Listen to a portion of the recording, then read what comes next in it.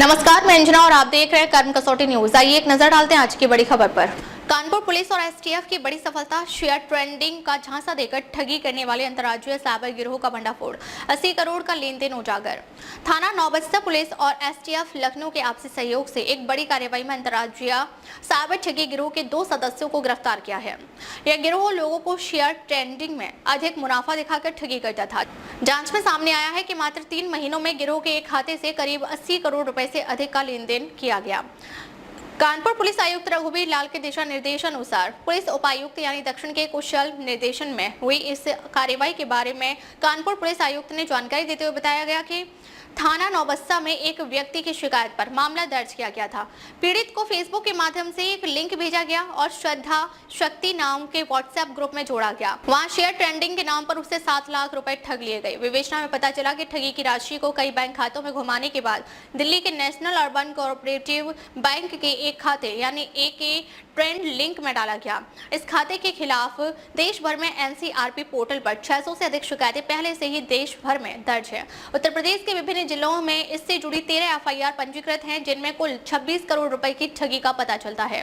Police आयुक्त ने यह भी बताया कि यह शातिर अपराधी फर्जी GST नंबर के जरिए बैंकों में फर्जी करंट अकाउंट खुलवाते थे, जिसमें डिजिटल अरेस्ट के माध्यम से भी पैसा जमा करते थे। पुलिस टीम ने पंजाब के फाजिल्का जिले के अबोहर क्षेत्र में दबिश देकर करण कसेरा उम्र 31 वर्षीय जो बिजली मैकेनिक का काम और गुलशन कुमार उम्र 29 वर्षीय ऑटो पार्ट्स का काम करता था को गिरफ्तार किया। पूछताछ में खुलासा हुआ कि खाता अजय कुमार यानी जो पहले दिल्ली पुलिस द्वारा जेल भेजा जा चुका है और पेशे से मोची है के नाम पर खुलवाया गया था, लेकिन उसे करण और गुलशन संचालित कर रहे थे।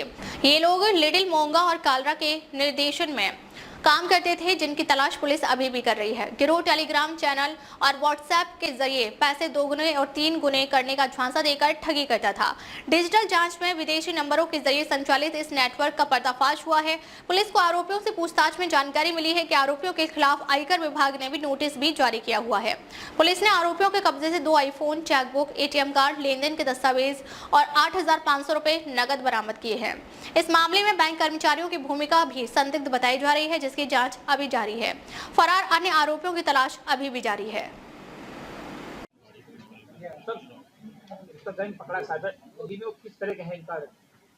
जनवरी में नौबस्ता थाने में एक FIR पंजीकृत होती है 66D IT एक्ट के अंतर्गत। एक अमित राठौर है, उनकी 12,82,000 का उनके साथ साइबर फ्रॉड होता है ट्रेडिंग के रूप में, और इन्वेस्टमेंट के लिए उनको एक लिंक भेजा गया था और उस एक प्लेटफॉर्म पर उनसे उनके इन्वेस्टमेंट कराया गया था, और बाद में जो है वो बंद हो गया उनका, और लिंक बंद हो गया। फिर उन्होंने कंप्लेन कराई थी। उसकी इन्वेस्टिगेशन में हमारी टीम ने वो पैसा उनका कहाँ कहाँ ट्रांसफ़र हुआ है, तो विभिन्न बैंकों से होकर के एक खाते को हम लोग ट्रैक करने कामयाब हुए, और उस खाते में भारी मात्रा में पैसा आ रहा था। इसके हम लोगों ने पंजाब, इसका लिंक जो लड़के थे वो पंजाब के पाए गए। उस खाते में करीब 3 महीने के अंदर 80 करोड़ रुपए का ट्रांजैक्शन हुआ था, और AK ट्रेडिंग कंपनी के नाम से वो खाता खुला हुआ था। उसका एक अजय है, उसको दिल्ली पुलिस के द्वारा अरेस्ट कर दिया गया है। 2 लोगों को, करण और गुलशन को, हमारी टीम ने अरेस्ट करा है। कुछ लोग अभी इसके फरार हैं। इनके पास से काफ़ी कागजात मिले हैं, काफ़ी डिटेल में कई फर्मों के डिटेल मिले हैं, बैंक के चेक्स मिले हैं, और ये पंजाब के रहने वाले। कुछ इंटरनेशनल कॉलिंग का इनका पता लगा, और उत्तर प्रदेश में इस गैंग के खिलाफ 13 FIR पंजीकृत हैं। उत्तर प्रदेश से ही 26 करोड़ रुपए का साइबर ठगी इस अकाउंट में हुई है, और टोटल मिलाकर के 80 करोड़ का 3 महीने का हम लोग जो स्टडी करी है उसकी ठगी हुई है। सर, करोड़ों की ठगी की, लेकिन ये करते क्या है, इसका स्टेटस क्या है, इसका बैकग्राउंड क्या है? ये जो दोनों लड़के हैं, ये एक BA का फर्स्ट ईयर का है और दूसरा BA कंप्लीट कर चुका है। इनका एक ऑटो पार्ट का काम करता है और एक बिजली मिस्त्री का काम करता है, और अजय के बारे में इन्होंने बताया है वो मोची का काम करता है।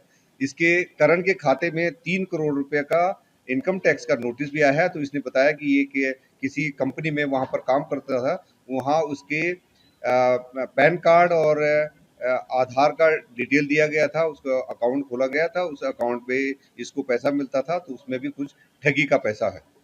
सर, जिसमें क्या बैंक आप बताते हैं, जब बैंक में अकाउंट जब फ्रीज होनी या सेल करने वाली होती खाता, तो पहले पैसा को सूचना मिल जाती थी। बैंक की शामिलता है।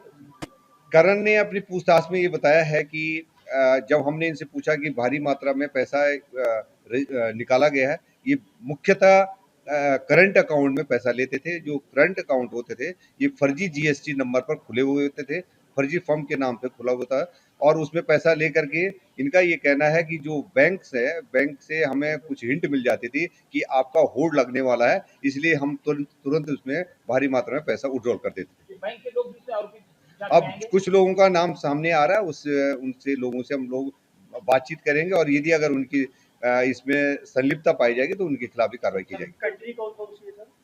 ये हमारे पड़ोसी राज्यों की, पड़ोसी कंट्रीज के इनमें कुछ नंबर हैं, तो उन पे इनकी बातचीत होने का हमें प्रमाण मिल रहा है। और ये जो डिजिटल अरेस्ट कराना और ड्रग्स से जुड़ा होना और जो मोबाइल ऐप का बेटिंग का हर प्रकार का क्राइम इसमें परिलक्षित हो रहा है, तो उसकी डिटेल इंक्वायरी की जा रही है। सर कितना रुपया बरामद हुआ, कितना फ्रीज किया?